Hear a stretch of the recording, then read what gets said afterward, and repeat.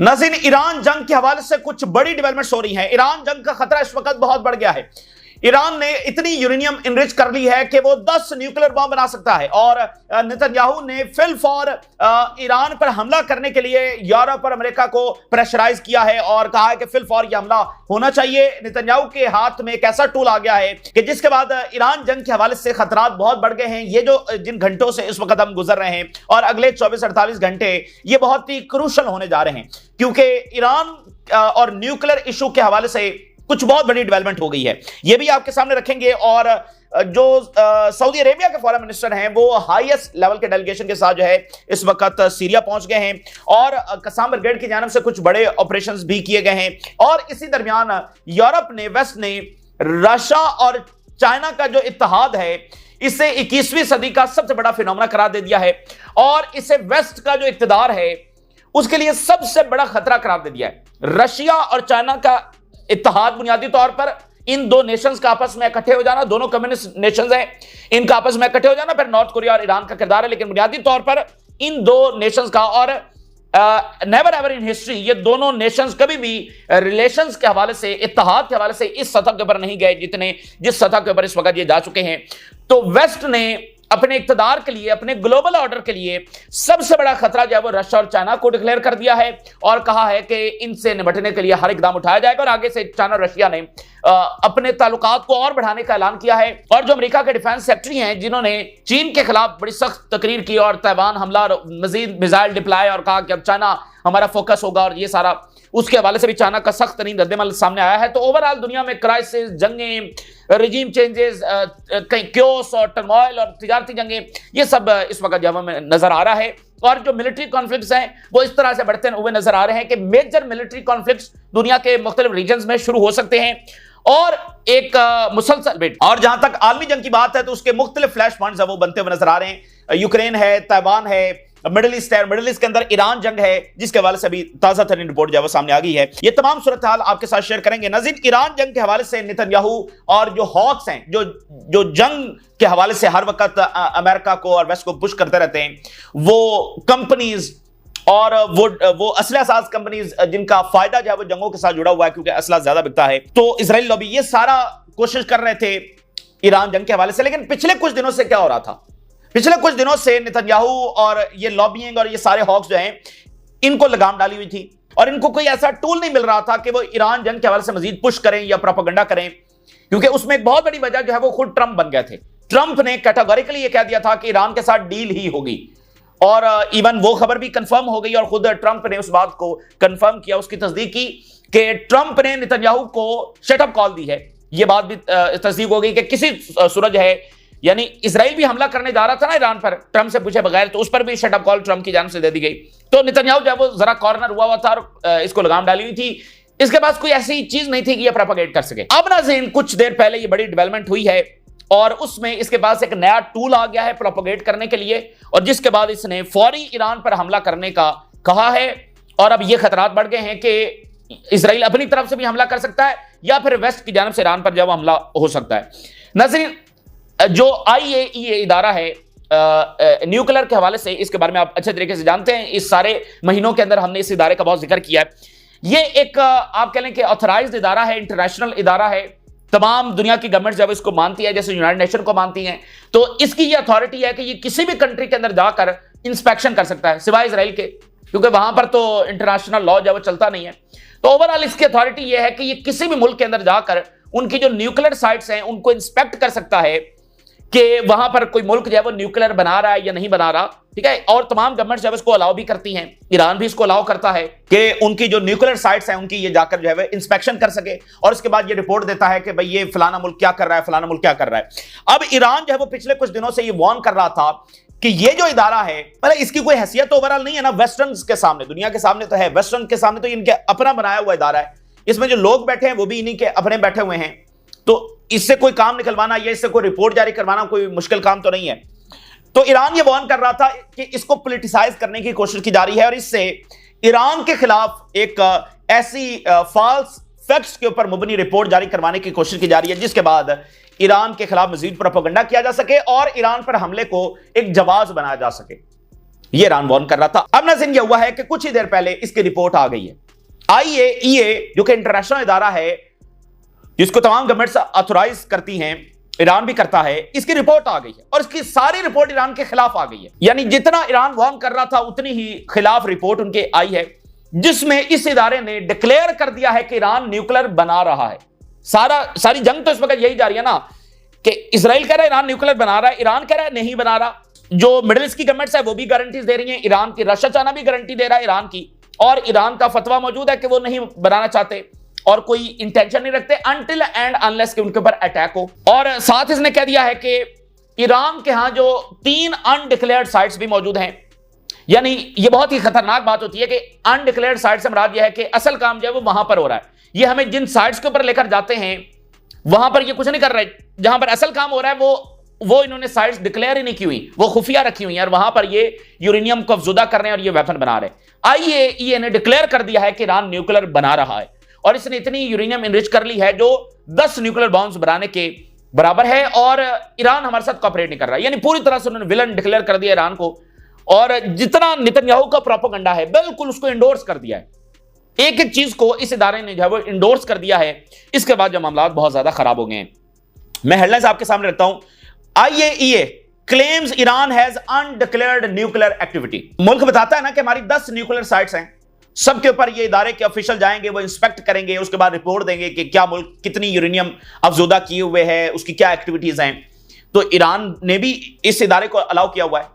अब इसके पास कोई चीज नहीं बची तो इसने कह दिया कि ईरान के पास तो कुछ अनडिक्लेयर्ड साइट्स हैं, मतलब उसका कोई एविडेंस नहीं, बस कह दिया। और इसमें खतरनाक बात यह है कि 2018 के अंदर नेतन्याहू ने कुछ ऐसा ही काम किया था, एक फॉल्स फ्लैग ऑपरेशन किया था नेतन्याहू ने, और कुछ इसने अपने एजेंट्स जो है वो ईरान में कहीं पता नहीं किसी एक साइट के ऊपर भेजे थे और वहां से बस वो कुछ डॉक्यूमेंट्स लेकर आए और उसके बाद नेतन्याहू ने प्रेस कॉन्फ्रेंस की, ईरान लाए और कहा कि ईरान न्यूक्लियर बना रहा है। हालांकि उस वक्त ईरान और अमेरिका की न्यूक्लियर डील हो चुकी थी, तो इसने कहा कि नहीं ईरान तो न्यूक्लियर बना रहा है, डील की ये खिलाफवर्जी कर रहा है। तो फिर ट्रंप ने यूनिलैटरली वो डील जब वो उससे निकल गया था अमेरिका, और उस डील के अंदर यूरोपियंस आज तक मौजूद है, लेकिन अमेरिका यूनिलैटरली उस डील से निकल गया था। उसके पीछे नेतन्याहू था और उसका बुनियादी पीछे क्या था कि ईरान की अनडिक्लेयर्ड साइट्स हैं, वहां पर ये कुछ कर रहे हैं, क्योंकि बाकी तमाम साइट्स के ऊपर तो मैकेनिज्म के तहत मॉनिटरिंग हो रही थी, इंस्पेक्शन हो रही थी। तो इसने बुनियादी जो इसका था बॉटम लाइन के इनकी अनडिक्लेयर्ड साइट्स है। आज आइए इन्हें जो रिपोर्ट दिया उसमें फिर वही बात कि इनकी अनडिक्लेयर्ड साइट्स हैं। We have concern about Iran's ability to manufacture nuclear weapon. इन डिक्लेयर कर दिया कि ईरान जो है वो न्यूक्लियर वेपन मैन्युफैक्चर करने जा रहा है, बनाने जा रहा है, और उन्होंने कहा कि 60% से ज्यादा यूरेनियम जो है वो इनरिच कर ली है। 60% से जो ही ऊपर जाते हैं तो समझिए आप वेपन बनाने के करीब पहुंच गए। तो इस इदारे ने कह दिया है कि ईरान 60% से ऊपर जा चुका है। आपको पता है जो डील हो रही है उसमें जो परसेंटेज है यूरेनियम की अफजूदगी की वो 3 से 5% है, यहां 60% से ऊपर चला गया। ये इदारा डिक्लेयर कर रहा है। And its cooperation is less than satisfactory. कोई तसल्ली और मुतमईन हमें नहीं कर सका ईरान, सेटिस्फैक्टरी इसका कॉपरेशन नहीं रहा, इन्होंने हमारे साथ कॉपरेट नहीं किया। और फिर वो कहते हैं कि इनके पास जो यूरेनियम का स्टॉक है वो तकरीबन 953 केजी से यानी 950 किलोग्राम से 9247 किलोग्राम हो चुका है जो यूरेनियम का स्टॉक है। उसमें से जो अफजुदा यूरेनियम है वो 133 किलोग्राम से 408 किलोग्राम हो चुकी है। यानी टोटल जो यूरेनियम है वो 9247 हो चुकी है, जो प्रीवियसली सिर्फ 950 किलोग्राम थी, और अब ये 9000 से ज्यादा हो चुकी है। और उसमें से जो इनरिच की है, जो अफजुदा कर ली है, वो 133 किलोग्राम पहले थी, लेकिन अब उसको बढ़ाकर इन्होंने 408 किलोग्राम कर लिया है। और इसके मुताबिक जो है वो 10 के करीब न्यूक्लियर बॉम्ब बनाए जा सकते हैं। And we have no credible indication of ongoing and undeclared structure of nuclear program. कि पता नहीं वहां पर ये क्या कर रहे हैं और ये असल एक्टिविटीज वहां पर कर रहे हैं। Iran has repeatedly either not answered और not provided technically credible answers to agencies questions. और फिर कह रहे हैं कि हमने जब इनसे पूछा उन अनडिक्लेयर्ड साइट्स के बारे में तो इन्होंने हमें कोई तसल्ली बख्श जो जवाबात नहीं दिए हैं। In the event of attack this would be enough to quickly produce 10 nuclear bombs. तो ये जनाब इस वक्त मामला हो गया। यानी टोटल जो नेतन्याहू का प्रोपेगेंडा था कि ईरान न्यूक्लियर भी बना रहा है, ईरान झूठ भी बोल रहा है, ईरान कोऑपरेट भी नहीं कर रहा है, ईरान वायलेट भी कर रहा है, ईरान की इंटेंशंस भी सही नहीं है, ईरान गुड फेथ में भी काम नहीं कर रहा है और दुनिया को धोखा देकर असल में ये न्यूक्लियर बना रहा है, ये डिप्लोमेसी का बस एक ढोंग रचा रहा है, वो सारा प्रोपेगेंडा जो इस इदारे ने, जो कि इसकी क्या हैसियत है इस इदारे की। तो ये जनाब रिपोर्ट सामने आ गई है। और आप जरा सिर्फ इतनी बात नोट करें कि अगर ईरान ने न्यूक्लियर बनाना है तो वो अब तक बना चुका होता। सुप्रीम लीडर का तो फतवा मौजूद है और कितने साल हो गए हैं, और ईरान तो बनाना चाहता तो बना सकता था। अभी भी देखें, यूरेनियम तो उन्होंने पूरी इनरिच कर ली है, फिर वो बनाना चाहते होते तो कब का बना लेते। ईरान नहीं बनाना चाहता है, सिर्फ अटैक की सूरत के अंदर वो बनाएगा, क्योंकि ईरान ये डिक्लेयर कर चुका है कि अरब रियासतों के साथ उनके ताल्लुकात ये सब ज्यादा मैटर करते हैं, तो इसलिए वो न्यूक्लियर। और सुप्रीम लीडर का फतवा है कि ये तो जायज ही नहीं है, इससे तो कोई बड़ी बात हो नहीं सकती। लेकिन वही नेतन्याहू का प्रमाण, इसकी इस रिपोर्ट के फौरी बाद जहां से रिएक्शन आया, और वो नेतन्याहू का ऑफिस है, नेतन्याहू ने उसको मौका मिल गया, उसने कहा फौरी जो है वो ईरान के ऊपर अटैक होना चाहिए, ईरान झूठ बोल रहा था और फलां फलां, उसने जनाब सारा। The international community must act now to stop Iran. International community, अब जरा इनके काम देखें, वो इंटरनेशनल कम्युनिटी जो पिछले कई महीनों से गजा सीजफायर का मुतालबा कर रही है, उधर नहीं बात सुनी जा रही, अब इनको अचानक इंटरनेशनल कम्युनिटी याद आ गई है। तो ये असल में अमेरिका और बरतानिया और फ्रांस और जर्मनी इनसे कह रहे हैं कि ईरान के ऊपर अटैक या फिर हमें इजाजत दी जाए। The IAEA report shows that the goal of Iran nuclear program is not peaceful. इनका मकसद एनर्जी प्रोड्यूस करना नहीं, पीसफुल प्रोग्राम नहीं है, बल्कि ये वेपन बनाना चाहते हैं। Report shows that Iran is determined to complete its nuclear program, कि इसकी इंटेंशंस भी सही नहीं है, इनकी हरकतें भी सही नहीं है, इनकी एक्टिविटीज भी सही नहीं है, इनका कुछ भी सही नहीं है। Report shows that Iran is determined to complete its program. Netanyahu office, तो नेतन्याहू जो खामोश था और इसको ट्रंप ने खामोश करवाया हुआ था, शटअप कॉल दी हुई थी, अब वो अचानक से इस पर बोलना शुरू और इमीडिएट कह रहा है कि हमला होना चाहिए। अच्छा, ईरान ने जो है वो ऑलरेडी वार्न किया था और अब ईरान का बड़ा सख्त रद्दमल सामने आया है। और सारी बातें ये प्रोपेगेंडा से भरपूर और झूठों से भरपूर ये सारी रिपोर्ट है जो दी गई है। तो ईरान का बड़ा सख्त रद्दमल आया, और खासकर यूरोप, क्योंकि इसमें तीन जो यूरोपियन पावर्स हैं, बरतानिया, फ्रांस और जर्मनी, उनका बड़ा किरदार है इस तरह की रिपोर्ट को पुश करने में, ये ईरान कह रहा है। Iran warns E3 against politicising IAEA report. E3 ये यूरोप की तीन पावर्स, फ्रांस, बरतानिया और जर्मनी, इसलिए उनके लिए E3 लिखा जाता है। Iran warned E3 representatives in Istanbul. Iran ये कह रहा है कि हमने इस्तांबुल में जो मीटिंग हुई थी अभी पिछले ही 10 दिन कबल हुई थी, तो वहां पर भी हमने इनको वॉर्न किया था कि ऐसी कोई रिपोर्ट हमारे खिलाफ जारी करवाई गई तो फिर हम मजीद एक्शंस लेंगे और अपना प्रोग्राम जो है उसको एस्केलेट करेंगे। It would respond to any escalatory step in nuclear issue. हम इसके जवाब देंगे, ये हमने इस्तांबुल में बता दिया था और उसके बाद भी डिफरेंट डिप्लोमेटिक चैनल से यूरोप को ये कन्वे कर दिया था, लिहाजा अब हम जवाब देंगे। This would change everything as Iran policy regarding nuclear program would change entirely. बड़ा आप कह लें कि क्रिटिकल ये मोमेंट आ गया है। अगर ईरान ये फैसला कर लेता है कि वो न्यूक्लियर बनाने जा रहा है तो उसको कौन रोक सकता है?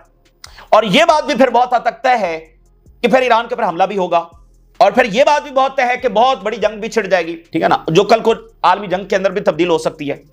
और ये ईरान और इजराइल की जंग हो सकती है जिसमें अमेरिका ड्रैग हो सकता है, या इब्तदा ही अमेरिका से हो, कुछ भी आप फिर इसमें एक्सपेक्ट है। देखें बुनियादी चीज कहां पर रुकी हुई है।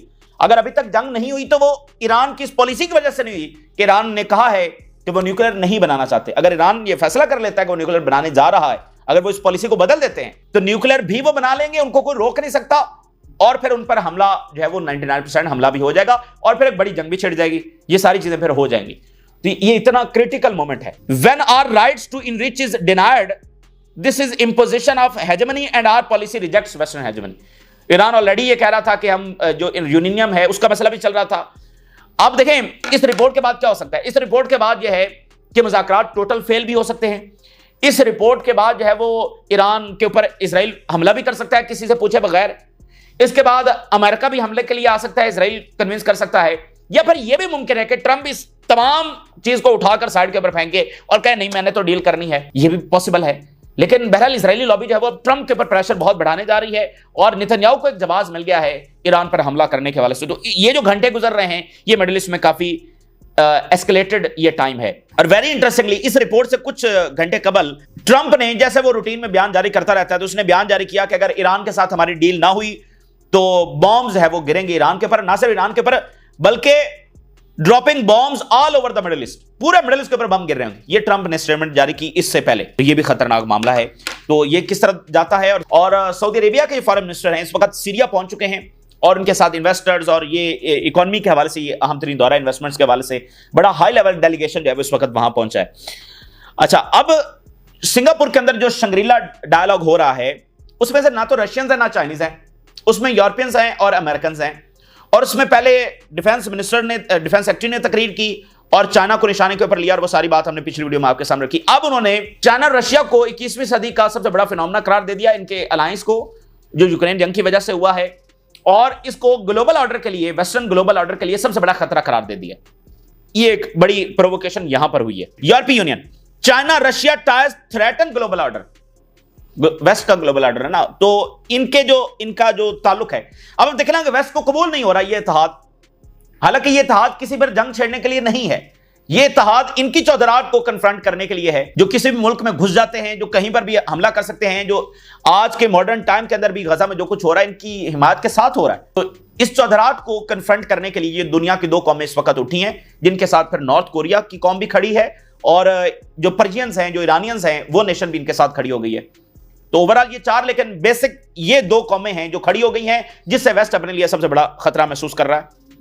और यूरोपियन लीडर्स ने, ये वीक बड़ा इंपॉर्टेंट गुजरा है, बहुत सारे यूरोपियन और अमेरिकन लीडर्स ने एशिया का दौरा किया है और स्ट्रॉन्ग वार्निंग्स इन्होंने जारी की हैं। What they perceive as a growing strategic alignment between China and Russia, framing it as the world's most pressing geopolitical challenge. अपने लिए सबसे बड़ा जो चैलेंज है, अपने लिए सबसे बड़ा खतरा जो है, वो चाइना और रशिया को इन्होंने करार दे दिया, उनके इत्तेहाद को। It is the greatest challenge of our time, deepening cooperation between Moscow and Beijing, joint efforts to revise the global security, ये हमें चाहिए। Macron and Kallas rally Indo Pacific partners. अब आप जरा इनके काम देखें। यूरोपियंस ने जो एशियन नेशंस हैं, एशिया की कौमें हैं, उनको कहा है कि स्ट्रेंथन ताल्लुकात होने चाहिए with Europe to defend the rule based international order.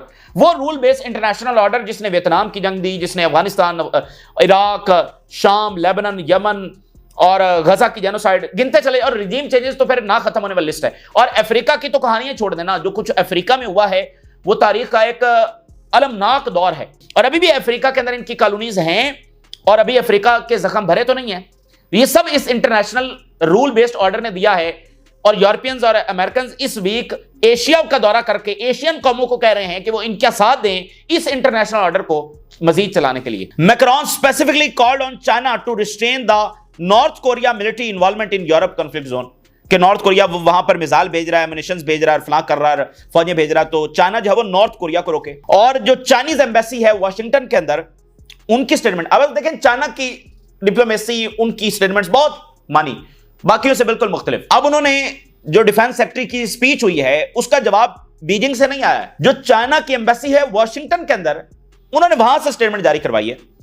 US defence secretary speech in Singapore is provocative, ये फौरी रद्देमल जो है वो इनका आया है। और आगे देखिए, Russia China in talks to expand visa free tourism travel, उन्होंने कहा है हम तो और ताल्लुकात बढ़ाएंगे, बल्कि अब वो इसके ऊपर काम कर रहे हैं कि दोनों नेशन जो है वो वीजा फ्री कर सकें। इस तरह के इकदाम वो उठा रहे हैं। तो दुनिया जो है बड़े नाजुक, खतरनाक, अलमनाक, अफसोसनाक और तबाहकुन, ठीक है ना, इस टाइम से गुजर रही है। और जब ये सारा क्योस खत्म होगा तो फिर हम एक नई दुनिया में दाखिल हो चुके होंगे।